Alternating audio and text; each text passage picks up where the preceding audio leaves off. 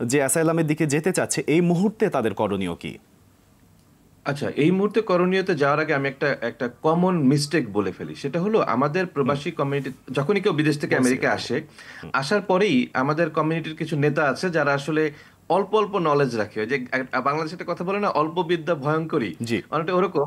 তারা এই অল্প বিদ্যাটা কমিউনিটিতে ছড়ায় দেয়। ছড়ায় হুম, দেওয়ার ফলে যেটা হয় যে প্রচুর প্রবাসী এখানে আসার পরে তারা অ্যাসাইলামে কোয়ালিফাই করে না, এবং তারা হয়তো অন্য এর চেয়ে বেটার কোনো ক্যাটাগরিতে কোয়ালিফাই করে, হুম, হুম, সেখানেও না গিয়ে অ্যাসাইলাম ফাইল করে দেয়। এরকম আমি অসংখ্য মানুষ জানি যারা, কারণ আমেরিকান ইমিগ্রেশন সিস্টেম হলো স্কিল বেসড। আপনার যে ব্যাকগ্রাউন্ড, আপনার ব্যাকগ্রাউন্ডের জন্য আলাদা ক্যাটাগরি। আপনি যদি ডক্টর হন আপনার জন্য একটা ক্যাটাগরি, আপনি যদি ইঞ্জিনিয়ার হন আপনার জন্য আলাদা, আপনি যদি এগ্রিকালচারিস্ট হন আপনার জন্য হুম, আলাদা, হুম, আপনি যদি শিল্পী সাহিত্যিক হুম, দার্শনিক হন আপনার জন্য আলাদা। এবং ওইসব ক্যাটাগরিতে আপনি হয়তো কোয়ালিফাই করতেন, অ্যাপ্লাই করলে হয়তো গ্রিন হুম, কার্ড হয়ে যেত। কিন্তু আপনি এসেই এখানকার একজন কমিউনিটি লিডারের সঙ্গে কথা বলছেন, সে তো আর এত কিছু জানে না। সে সে জানে অ্যাসাইলাম, সে আপনাকে অ্যাসাইলামে বুদ্ধি দিয়েছে, আপনি অ্যাসাইলাম আবেদন করেছেন। কিন্তু অ্যাসাইলামের জন্য আপনাকে যেটা প্রমাণ করতে হবে যে আপনার দেশে আপনার বা আপনার ইমিডিয়েট ফ্যামিলির লাইফের উপরে থ্রেট আছে।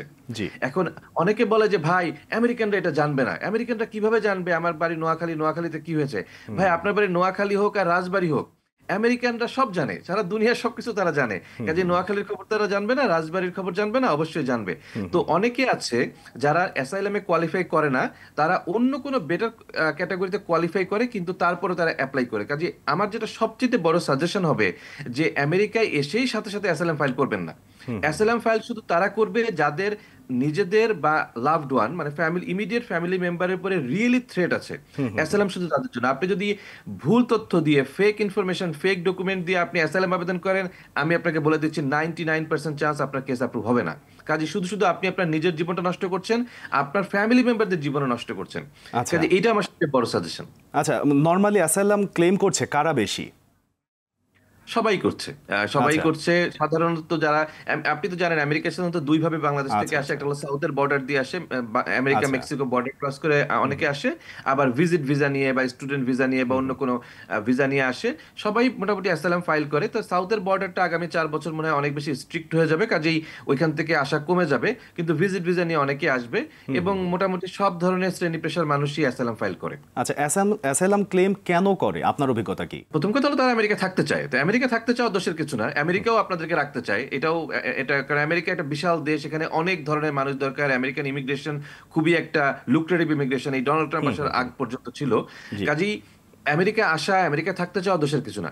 কিন্তু আমাদেরকে দেখতে হবে যে আপনি সঠিক তথ্য দিয়ে আমেরিকায় থাকতে পারছেন কি হুম, পারছেন না। হুম, কারণ এমনও যদি হয়, আপনি যদি একটা ভুল তথ্য দিয়ে আজকে যদি আপনি গ্রিন কার্ড পেয়েও যান, এখন থেকে 10, 15, 20 বছর পরে আপনার গ্রিন কার্ড কিন্তু ক্যান্সেল হয়ে যেতে পারে, তাই না?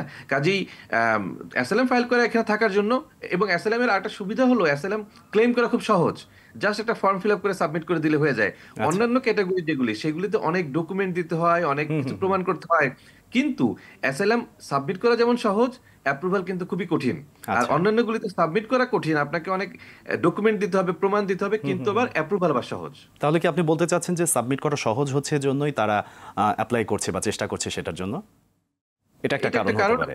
কমিউনিটি ইনফ্লুয়েন্সাররা অনেককে ইনফ্লুয়েন্স করে। আচ্ছা, আচ্ছা। কিন্তু আমরা যেটা দেখতে পাচ্ছি যে আসলে দক্ষ জনগোষ্ঠীর দিকে বা দক্ষ মানুষের দিকেই আসলে আমেরিকার আগ্রহটা বেশি। এই যে দক্ষ মানুষের দিকে আগ্রহ, সেক্ষেত্রে ভিসা এপ্লাই করার জন্য আসলে প্রয়োজন কি এবং যারা দক্ষরা যেতে চায় তাদের পদ্ধতিটা কি?